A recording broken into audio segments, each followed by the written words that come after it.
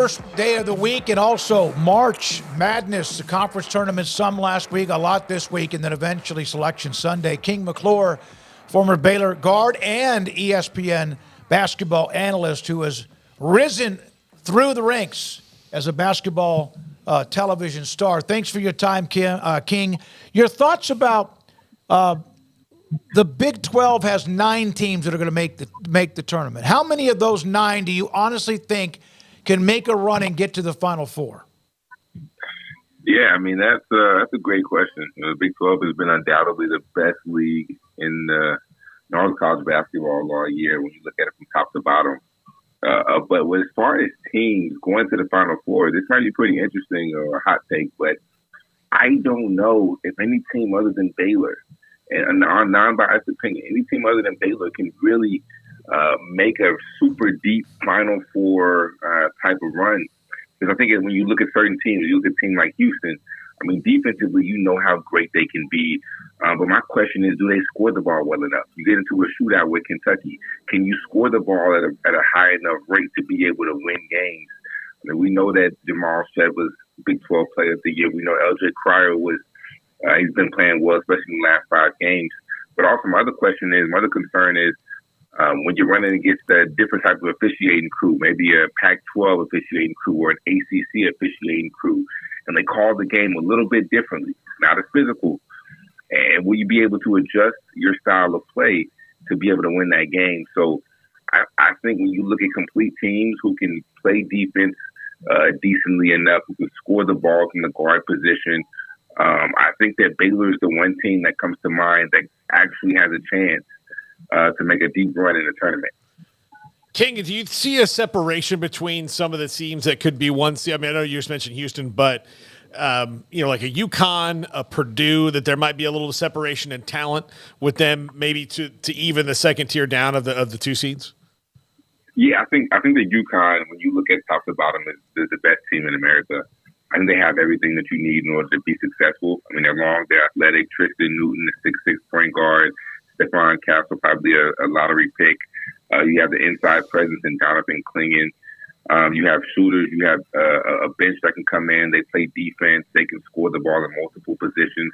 I think that they're the best team in the country. And I personally wouldn't be surprised if they repeat. The other team that I kind of like is Tennessee. I'm starting to like what I see out of Tennessee. I think Dalton Connect has solidified himself as probably one of the premier players in college basketball. And if it wasn't for Zach Edey, I'd probably say Dalton Connect is National Player of the Year. The numbers that he's putting up are absolutely insane. I think it's about like 27 in the last 4 or 5 games. He's been phenomenal. Purdue, I don't necessarily trust Purdue just because I don't trust teams who play through the post in March into the tournament. I think we've seen that that's a recipe for an upset. Not just with Purdue, but any team who primarily throws the ball inside as their main offense. I think you have to have really good guards who can make plays, and the better your guards are, they can create off the bounce and make everything easier for everybody else. I think that's what we see that gets you success in March. So I don't really trust Purdue, but I would say that UConn is starting to low-key separate themselves. I think it was pretty clear, King, that Houston was very deserving of the All-Big 12 accolades they got. But if not for the Cougs, then you could probably have seen Iowa State, at least a Coach of the Year, right? And TJ Otzelberger, they've had a fantastic year. Definitely more accolades potentially coming their way. Top 10 team right now. How much do you like the Cyclones moving forward? Yeah, I like Iowa State. I think that another coach who could have thrown it there was Grant McCasland. Yes. I mean, with Texas Tech finishing the way that they finished, they overachieved everybody's expectations. But I think TJ Otzelberger has done a tremendous job. I did not think going into this year this team would be that good. I saw them in the non-conference, and when you look at the non-conference schedule, their defense was like top 10 in the country, but they didn't play anybody. They would beat everybody by 25, some games 30. So I thought it was a fluke. But then when conference rolled around, when you have a point guard like Taman Lipsey and Keyshawn Gilbert, the way that they share the ball, but defense and the way that they can heat it up, it's almost very similar to what we saw in Davion Mitchell. And they're not that level of defender, but it's very similar. The way that they can stay in front of the basketball, they pressure you, they speed you up. Ames, Hilton is a hard place to go play at. But those guys have dudes who can go get it off the bounce. They stay in the lane. They make the right decisions. They play well as a team. Momcilovic will probably be a first-round draft pick, not this year, but probably next year if he continues to develop. I like what I saw out of them. Do they have enough to make a deep tournament run? I kind of don't think so, but I think that they will make some noise and they'll probably be a Sweet 16 team. King, who is, in your opinion, among the higher-rated seeds, whether it's a 1, 2, maybe even a 3, 4, and you're talking 16, who is, in your opinion, fragile? That, and yes, the officiating, where they play, who they play, the style of opponent they play, who might be fragile, in your opinion? I would have to go to Purdue. Just talk about styles of play. I'd have to go to Purdue. I think their guards, when you look at Braden Smith, Lance Jones, they got better. Lance Jones is a dude who got buckets last year when he transferred in. But I still think Braden Smith's numbers have improved, but I don't know if he is at the level where you need him to be in order in March to go get buckets when you need him to get buckets. Late shot clock guys, we like to call them. So I would say that Purdue is fragile. That's the one team. If I'm a 16 seed, if I'm a 9 seed, like imagine right now they have TCU as a 9 seed. If I'm Jamie Dixon and I'm a 9 seed and I win my first game in the second round, I have a Purdue. Oh, I'm licking my chops. I'm ready for that. I'm not worried about anything. I'm going into that game expecting to win to make a run. And honestly, they have them as a 9 seed. You might even have like a Tech as a 9 seed or 8 seed. I mean, some of these 8, 9 seeds in the Big 12, I know that that's probably the matchup that they would want to have if they were to choose any of the 4. King, how much pressure is on Matt Painter in this? Because he's had good teams the last few years that have made exits before everybody predicted them to, and it starts to build after a while.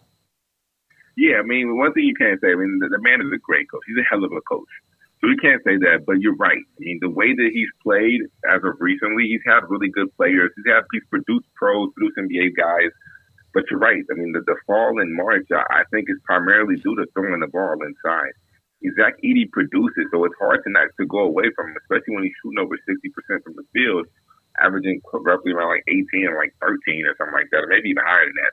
But it's hard to go away, but I just don't think that is a successful style that wins you games. I don't know if we've seen a team in probably the last 5 years, maybe even before, who's won a national championship and they threw the ball inside. I mean, last year's UConn team, they had guards who could get to the paint. I mean, they had my man who got drafted by the completely blanking on his name, Jordan. I'm blanking on his name, but the shooter who got drafted in the first round, Jordan Hawkins, that's his name. Jordan Hawkins, Tristan Newton. I mean, they had guards who could go get it at a high level. So I think that you have to have elite guards in order to win. So I think that Matt Painter, I wouldn't say like anything crazy, like his job is on the line or anything like that, because he knows what he's doing. He's had success. But, I mean, eventually you're kind of like, hey, like, something has to change. And so I think he'll figure it out. He's a great coach. All right, King. Baylor with a pretty good run at times, and yet they seem to be erratic. They don't play both halves very well, but it's hard to do that. You played the game, you know that. You don't have the perfect game very often. But I'm concerned about they give up a lot of threes, and they have this ability to, like, disappear for 5 minutes at a time. Isn't that the perfect resume to get knocked out by some hot Cinderella team? Yeah, 100%. I mean, I think that when the games that I've done, I think I've seen a lot of teams who have had these cold stretches where they just can't score for 4 minutes. I mean, I don't know what it is in college basketball, but I've seen a few teams have these stretches where they just can't get a bucket. TCU is one of them. But the thing that I love about Baylor is the fact that you have a guard like Ray J. Dennis, who at any moment can go score, can break somebody down off the dribble. Jacoby Walters is a guy who he's going to have a big march. He's not one that's going to break you down and go get you a bucket. But catch and shoot, making the game real simple, one dribble pull-ups, he can do that. I like the way that this Baylor team competes, and defensively they're not great, but they're good enough. But I would agree with you. I would say that they do have these stretches, these droughts where it's kind of hard to struggle, but I think that's when they have to rely heavily on Ray J. Dennis. And Ray J. Dennis has to step up, and he has to be an All-American type of player for Baylor.